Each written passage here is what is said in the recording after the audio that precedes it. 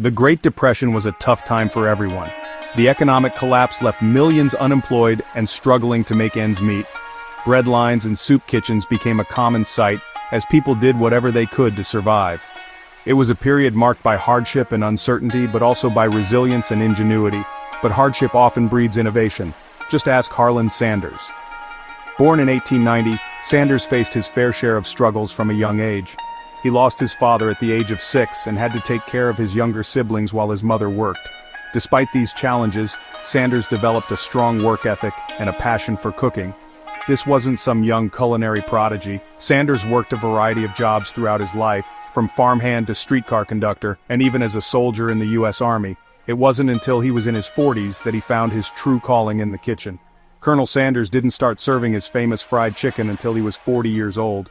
By then, he had already run a service station in Corbin, Kentucky, where he also served meals to travelers. His cooking quickly gained a reputation, and he decided to focus on his true passion, making delicious food. Picture a roadside diner in Corbin, Kentucky. The year is 1930. The place? Sanders Cafe. It was a modest establishment, but it quickly became known for its mouth-watering fried chicken. Sanders' secret recipe, a blend of 11 herbs and spices, set his chicken apart from anything else available at the time. The year is 1930. The place? Sanders Cafe. Times were tough, but Sanders had a knack for cooking. He spent years perfecting his recipe, experimenting with different techniques and ingredients until he found the perfect combination. Times were tough, but Sanders had a knack for cooking. His dedication to quality and flavor paid off. Customers couldn't get enough of his fried chicken, and word of his culinary skills spread quickly. He perfected a secret recipe for fried chicken. It used a pressure fryer, a relatively new invention back then. This method allowed the chicken to cook faster while retaining its moisture, resulting in a crispy exterior and a juicy interior. It used a pressure fryer, a relatively new invention back then. This innovative cooking technique was a game changer. It not only made the chicken taste better, but also allowed Sanders to serve more customers in less time. This made the chicken crispy and juicy. Word got out. People from all over started flocking to Sanders Cafe to try this new sensation. The diner became a bustling hub of activity, with lines of eager customers stretching out the door. People lined up for miles to taste the Colonel's creation. Sanders' chicken wasn't just food, it was an experience. The combination of his secret recipe and the unique cooking method created a flavor that was unlike anything else. Sanders' chicken wasn't just food, it was an experience. He knew how to create an atmosphere. His diner was a place where people could come together, enjoy a delicious meal, and forget about their troubles for a while. He knew how to create an atmosphere. The warm, welcoming environment of Sanders Cafe made it a popular gathering spot. Sanders himself was a big part of that atmosphere, always ready with a smile and a story. He'd greet customers in his white suit, spinning tales and sharing his folksy wisdom. His larger-than-life personality and genuine hospitality made him a beloved figure in the community. He became a beloved figure. The Colonel, as everyone called him, an honorary title bestowed by the state of Kentucky, was living proof that good food and good company could lift spirits, even during the toughest of times. His story is a testament to the power of perseverance, innovation, and the simple joy of sharing a meal with others. The Colonel, as everyone called him, an honorary title bestowed by the state of Kentucky, was living proof that good food and good company could lift spirits, even during the toughest of times. His story is a testament to the power of perseverance, innovation, and the simple joy of sharing a meal with others.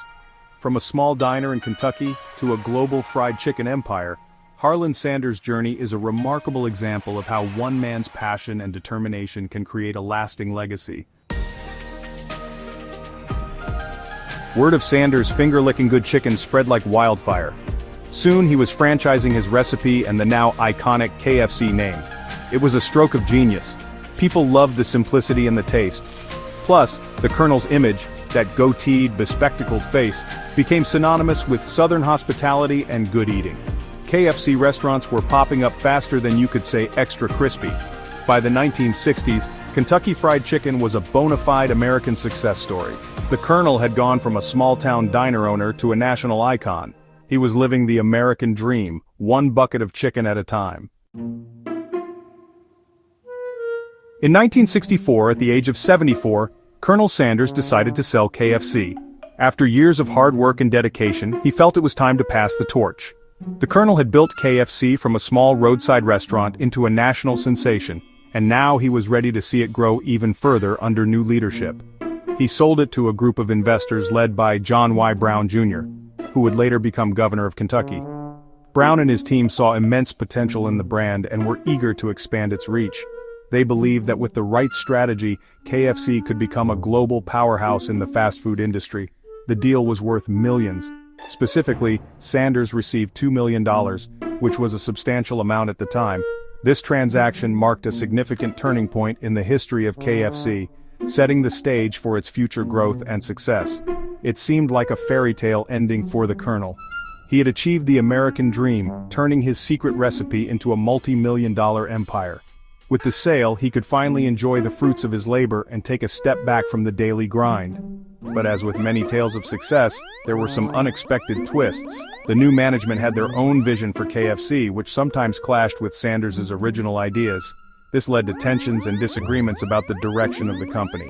Sanders may have been a brilliant cook and a savvy businessman, but he was, at heart, a passionate craftsman. He had a deep connection to his recipes and the quality of the food served at KFC. This passion sometimes put him at odds with the new owners, who were more focused on rapid expansion and profitability. He cared deeply about his recipe, his image, and the experience people had at KFC. For Sanders, it wasn't just about making money, it was about maintaining the integrity of his brand and ensuring that every customer left satisfied. And he wasn't afraid to speak his mind when he felt those things were being compromised. Despite no longer owning the company, Sanders remained a vocal advocate for the quality and standards he had set. His legacy continued to influence KFC, reminding everyone that the Colonel's spirit was still very much alive in every bucket of chicken. Now, you don't build a fried chicken empire without ruffling a few feathers. And, as KFC expanded, the Colonel began to butt heads with the new management. He felt they were cutting corners, using cheaper ingredients, and straying from his original vision. The tension came to a head in the 1970s when Colonel Sanders, in a move that shocked the corporate world, sued KFC. He felt the company he had built was tarnishing his reputation and serving up subpar chicken. The lawsuit was settled out of court, but the Colonel's message was clear: he wasn't going to go quietly. Section 5, Finger-Lickin' Fallout, when founder values and corporate visions collide. The Colonel's lawsuit against KFC wasn't just about gravy and spices, it was a clash of values, a battle between the soul of a brand and the cold realities of corporate expansion. Sanders believed in quality, consistency, and a personal touch. He saw KFC straying from these core principles in the pursuit of profit. This clash between founder vision and corporate evolution is a story as old as time. It's the entrepreneur's dilemma. How do you grow without losing the essence of what made you successful in the first place? Section 6, The Colonel's Legacy, a recipe for modern businesses. The story of Colonel Sanders and KFC holds valuable lessons for businesses of all sizes. It highlights the importance of staying true to your roots, even as you expand. It shows that growth for growth's sake can be a recipe for disaster if it means sacrificing the quality and values that built your brand.